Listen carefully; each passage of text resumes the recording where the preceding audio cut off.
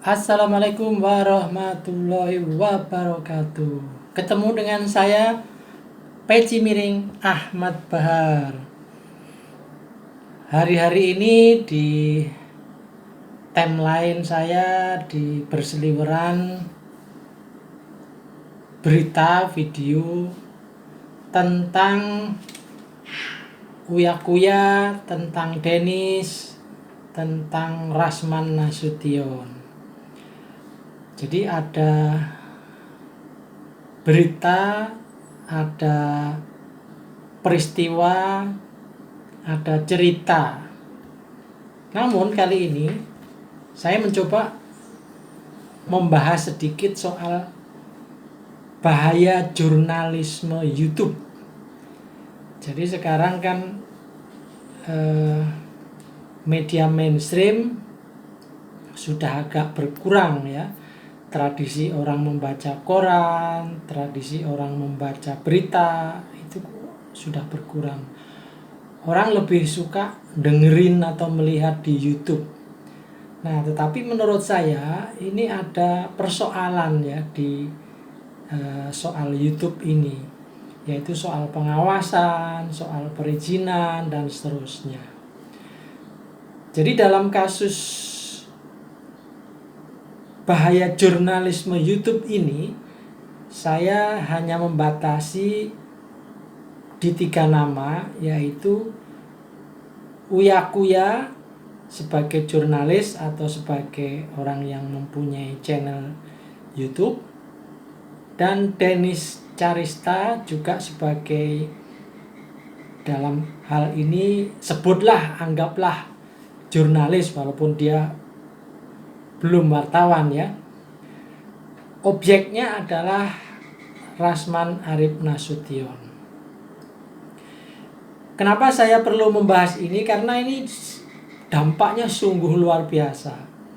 Uya-Kuya dengan puluhan ribu penontonnya, Dennis Carista juga dengan puluhan ribu bahkan ratusan ribu penontonnya, itu pasti akan terpengaruh dengan apa yang mereka sampaikan atau apa yang mereka bicarakan dalam podcast itu. Tetapi masalahnya kadang-kadang ada namanya misinformasi atau slip atau apalah namanya, yang jelas itu menggiring opini dan opini itu belum tentu benar. Ini saya kasih contoh aja salah satunya, yaitu debat atau perbincangan terhadap pengakuan Rasman Arif Nasution atas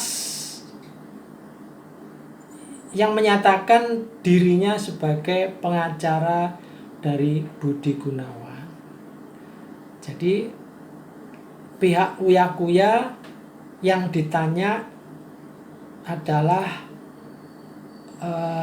atau menghadirkan para orang-orang yang berkaitan dengan Budi Gunawan atau pengacara Budi Gunawan, tetapi dalam kasus pra-peradilan. Dalam hal ini diketuai oleh Brigjen atau sekarang sudah pensiun, Irjen Pol Riki Sitohang, Irjen Pol Purnawirawan Riki Sitohang. Nah, di satu sisi ada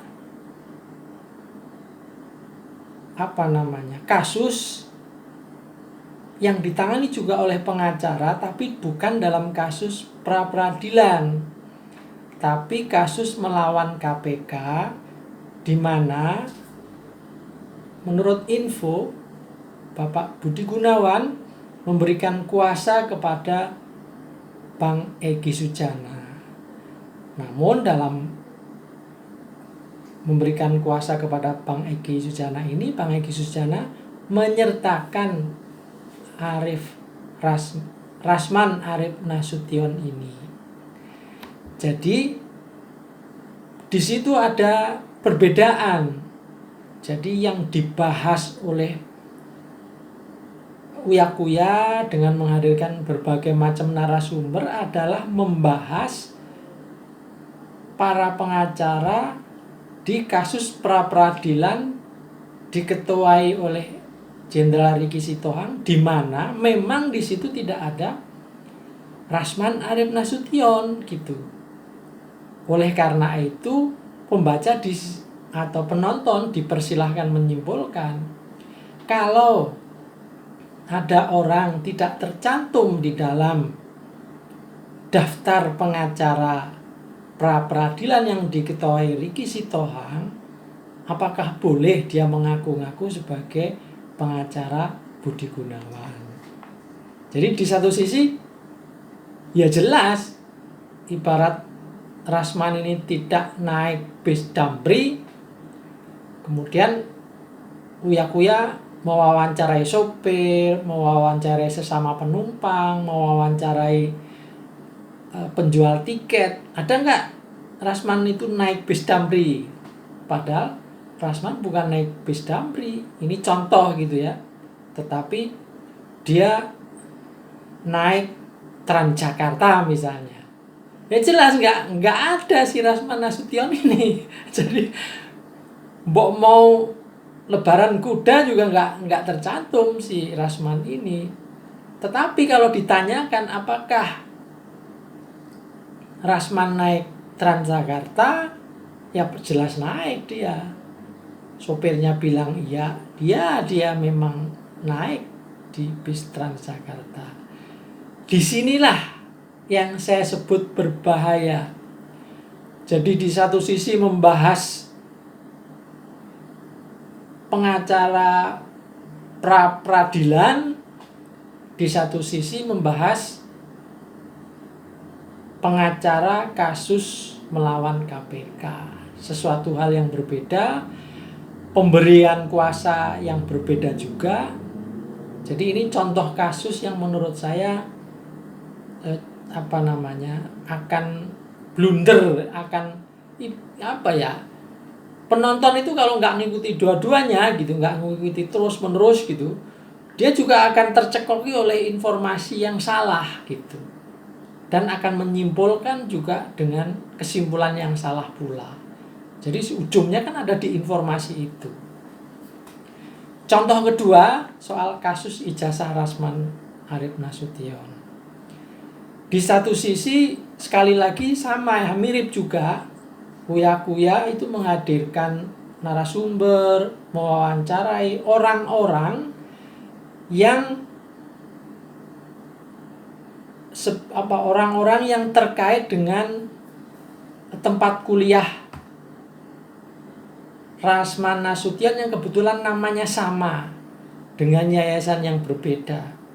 Jadi ketika Uya-Kuya mewawancarai, menanyakan, terus istilahnya menginvestigasi tentang Rasman di kampus dengan yayasan yang satu, sebutlah yayasan A, sementara ternyata Rasman ini kuliah dan mendapat ijazah di yayasan B. Jadi ini lagi-lagi blundernya di sini. Yang diwawancara yayasan A, sementara Rasman berada di atau kuliah di yayasan B. Ya kan nggak bakalan ketemu. Sementara Uya-Kuya belum mewawancarai pihak yang disebut yayasan B ini.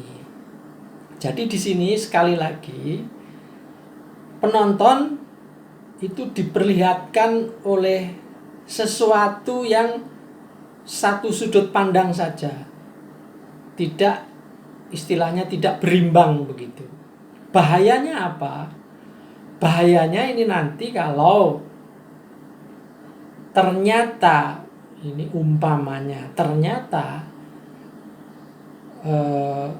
Rasman ternyata juga memang benar mempunyai ijazah yang resmi, mempunyai ijazah yang valid. Nah, ini kan akan menjadi persoalan. Katakanlah kalau sudah begitu kemudian Uya minta maaf misalnya. Kan nggak selesai, karena apa? Orang sudah terlanjur beritanya diterima, terlanjur rame, terlanjur segala macam. Jadi di satu sisi di sini menurut saya bahayanya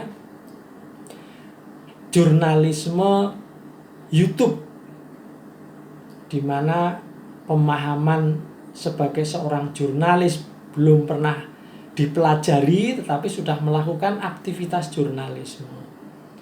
Dan tentu ini juga saya yakin untuk YouTube ini kan tidak ada pengawasan. Podcast itu tidak ada pengawasan. Orang bebas saja ngomong apapun. Nah, dalam kasus seperti ini kebetulan juga lagi rame soal peristiwa dugaan tembak menembak, dugaan pembunuhan terhadap Brigadir J di rumah Kadif Humas Irjen Pol Verdi Sambo.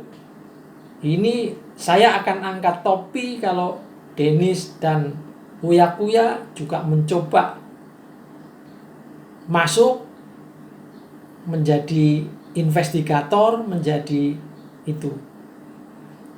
Artinya begini, seperti sekarang yang berkembang kan misalnya Irjen Pol Verdi Sambo sudah dalam tanda kutip terdakwa, dipersepsikan dan seterusnya. Padahal kan penyelidikan belum berjalan, terus ini belum jalan dan peradilan juga belum, tapi orang sudah seolah-olah dengan opini yang berkembang seolah-olah sudah menyalahkan Irjen Pol Verdi Sambo. Ini kan tidak boleh, ini sangat berbahaya. Ya kalau benar, kalau tidak kan kita sudah membunuh karakter orang sebelum diadili begitu. Jadi sekali lagi berbahayanya jurnalisme YouTube itu seperti itu. Bahkan kadang-kadang jurnalisme YouTube menyambung berita, menggatuk-gatukkan berita yang tidak gatuk sehingga sehingga menjadi informasi yang diterima oleh para penonton itu menjadi bias atau menjadi tidak valid. Ya, Uya juga boleh saja beralasan untuk mendidik masyarakat. Denis Carita juga boleh saja menyatakan sebagai, kemarin saya lihat di spanduknya itu, artis papan atas, pembela kebenaran dan keadilan. Ya coba ini kalau memang menjadi pembela kebenaran dan keadilan, coba berani nggak investigasi soal kasus Brigadir J ini? Buruan coba kesana kemari begitu, kalau berani hebat. Saya akan salut. Jadi maksud saya bukan merendahkan siapa-siapa, tetapi hati-hati dalam kasus seperti ini. Katakanlah kita, karena dampaknya luar biasa, pembunuhan karakter, belum lagi ada namanya fitnah, ketidakseimbangan informasi, tidak imbang gitu. Misalnya nih, kalau mau fair gitu, apakah netizen itu maha benar? Saya kira enggak juga. Netizen kan dapat informasi kan juga dari dia nonton. Enggak mungkin dia nyari sendiri juga, enggak. Jadi hasil nonton disimpulkan sendiri, kemudian diungkap sendiri juga. Inilah bahayanya termasuk buzzer juga gitu ya. Nah, saya nggak tahu Uya ini misinya itu apa. Ya kalau awalnya sih saya lihat karena tersinggung ya disebut rambutnya begitu disebut bukan artis. Nah kemudian kalau Denny saya kira sama lah kasusnya, juga tersinggung secara pribadi. Tapi apakah jurnalisme harus berdasar ketersinggungan kemudian terus menerus menjadi, mohon maaf, pembodohan kepada penonton? Saya kira itu. Moga-moga ini bermanfaat. Dan bila Anda tidak setuju, silahkan beri komentar di bawah ini. Saya membuka seluas-luasnya. Dalam kasus ini saya hanya sedikit membahas Dennis, walaupun nanti akan saya buat tayangan tersendiri. Tapi khusus Uya-Kuya, saya kira Anda seorang intelektual, Anda saya kira calon pemimpin, Anda juga orang hebat dengan pergaulan yang luar biasa. Tetapi jangan lupa bahwa kepandaian Anda, kecerdasan Anda, network Anda itu tidak boleh atau tidak harus dinodai oleh kesalahan yang Anda buat sendiri, karena mungkin sebagian ilmu jurnalistik Anda belum mendalami secara penuh gitu. Saya kira gitu. Saya Peci Miring Ahmad Bahar. Assalamualaikum warahmatullahi wabarakatuh.